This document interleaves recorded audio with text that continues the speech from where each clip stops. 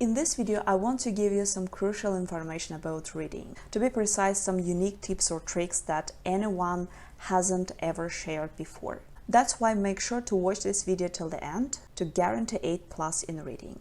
But also, before you start, please don't forget to subscribe to the channel and to like this video so that other test takers can also watch it. Well, I haven't been here for a while and I've got a lot of messages about reading. Many people struggle with this, and I also have my own students who have difficulties in reading.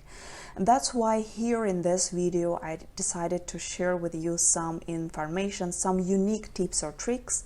Actually, I don't like this word because many YouTubers, teachers on YouTube use this term, but we have to follow the algorithms of YouTube, and that's why I also call it tips or tricks, or just unique tips or tricks.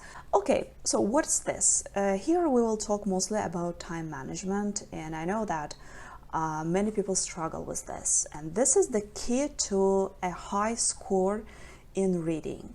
Many people are stuck at the same level, from 23 to 27 or 28. This is the average score that many test takers get over and over in reading section, and that's why at the end of the day they decide just to give up and they accept that, okay, I'll get just 6 or 6.5 from reading. I don't have anything to do with this. Okay, so what to do? We will talk here about time management, how to manage your time so that you will have, like, not, let's not say equal, but a needed amount of time for each text. So you know that there are 3 texts, 40 questions, and each text has approximately from 2 to 3 tasks. The first text is usually very easy. It has just 2 tasks. Let's say true, false, not given, and fill in the gaps. And a very easy task in fill in the gaps, just like not a text, but like separate sentences. It's very easy. The second task is more difficult, way more difficult, and the last one is the most difficult. That's why you have to spend, I advise like this, I always advise this to my students, and that's why I advise it to you. Try to spend 10 minutes on the first text, 15-20 minutes on the second text, and 25 minutes, leave 25 minutes for the last text, because the last text is, again, the most difficult. It's the most difficult, and that's why you have to have more time for this text. But what many students do, many test takers do, they start doing the first text. The first text is easy, but they try to make sure that all answers are correct. They try to double check all the questions, and they waste time here. Then the second text, the tasks for the second text are very difficult. And instead of 15-20 minutes, they spent 25 minutes on this task. Previously, they spent more time on the first task. And of course, as a result, they have a little amount of time for the last one. And also don't forget about transferring your answers to the answer sheet, because for this you have also some time. Try to have 5 minutes for this, for transferring. And also, as soon as you complete the tasks for the first passage, try to transfer them to your answer sheet immediately. Do the same with the second passage and do the same with the last passage. Don't leave transferring to the last minutes, because in this way you will be anxious, you will be in a hurry, you may slip some answers. That's why don't do this. Transfer immediately. Okay, so now you'll say, we know this, where are those tips? So the first thing that I advise to my students and to you is don't do all the tasks within 1 hour as soon as you start your preparation. So at the beginning of your preparation, don't complete all tasks within 1 hour. You may say, what? And how many hours should I spend? 2 hours? 3 hours? So what I advise is divide your time into 3 parts. Firstly, take 10 minutes and do your first passage, do the task from your first passage in this 10 minutes. You can allow yourself to take 12 minutes, but don't spend more. Then rest a bit and then go to the second text. So rest for 5-10 minutes and start doing the tasks from the second text. Try to spend not more than 20 minutes. Then again, rest a bit and you have 25 minutes for the last one. So in this way, by doing so, you will discipline yourself. You will know that, well, I have 10 minutes, 15 minutes for the first one, then up to 20 minutes to the second, and up to 25 minutes to the last one. And take into consideration transferring answers to the answer sheet. This is also important. And then, as soon as you see that you started doing very well in reading, you are very, I would say, successful at completing your tasks in 10 minutes, 15 minutes, then you should make those breaks between these texts shorter and shorter. And finally, you should reduce this time to 1 hour. So you should do it without interruption in just 1 hour. And again, this technique will just discipline you. The second strategy that I have always advised it in my previous videos, doing the tasks simultaneously. If you want to know how to do it, you can watch one of my videos in which I did a complete reading test,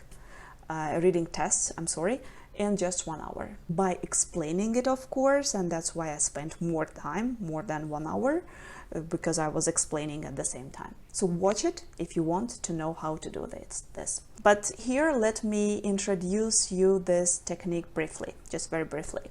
So you just look at your tasks. You see that some of your tasks follow the order, like the questions in these tasks appear in the text. The answers to these questions in the task appear in the text according to the order. For example, this can relate to true, false, not given. Like the first answer in the text will come before the second before the third, and so on. So you will have these tasks and the tasks in which there is no order. Matching tasks, usually matching statements, matching headings, matching statements to authors. So what I advise just read all the tasks. Keep in mind the ones in which there is no order, and start doing with those in which there is an order.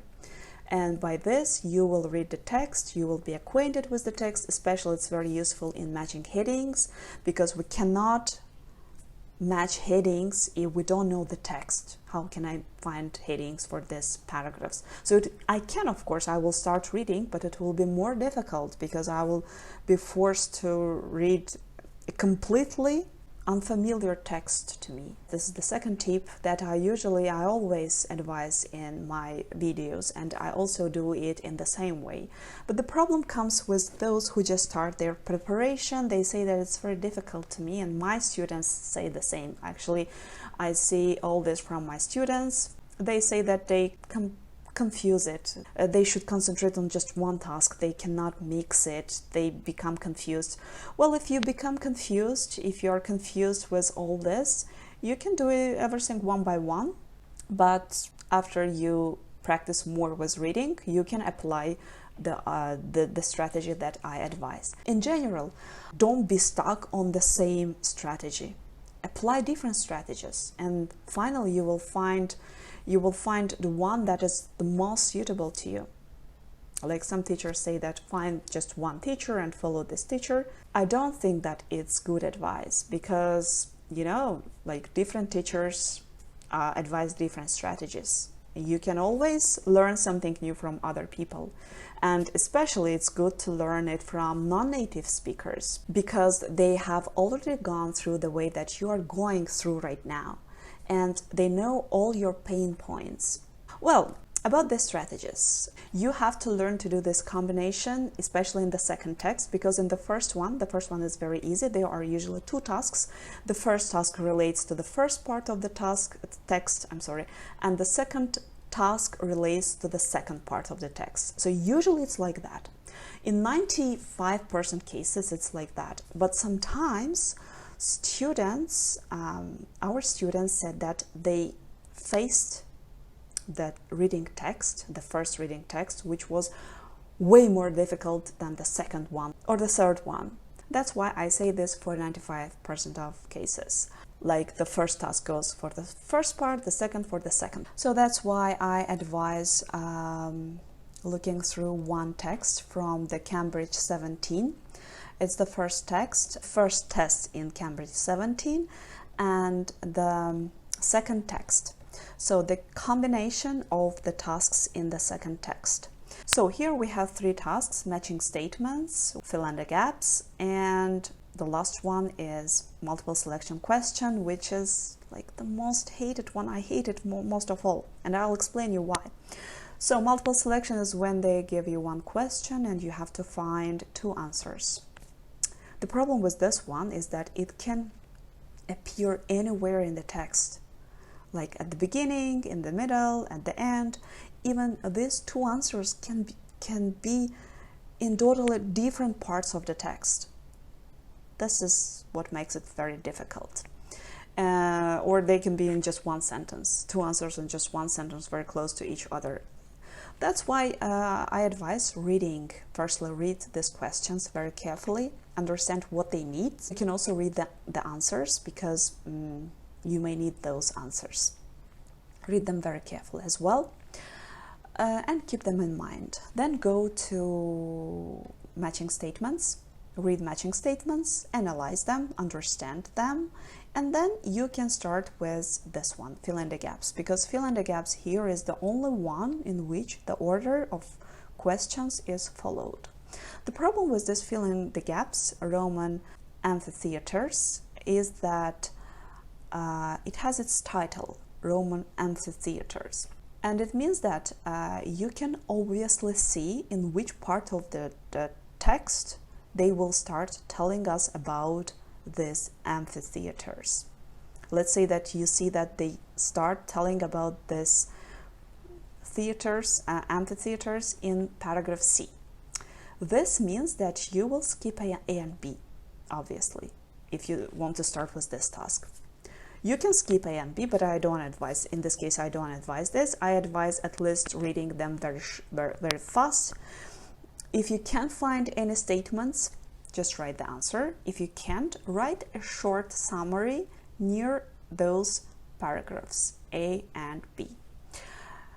With this summary, you can later find the statements. But the problem is that we have just few statements, just 4 statements, and we have 7